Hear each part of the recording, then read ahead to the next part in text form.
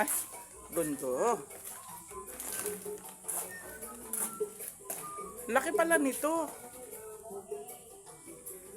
Dalawa aircon. Naku, patay na naman tayo sa aircon nito.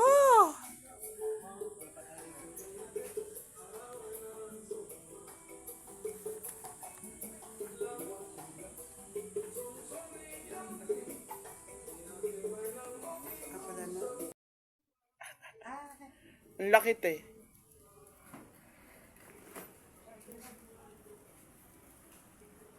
Ganda.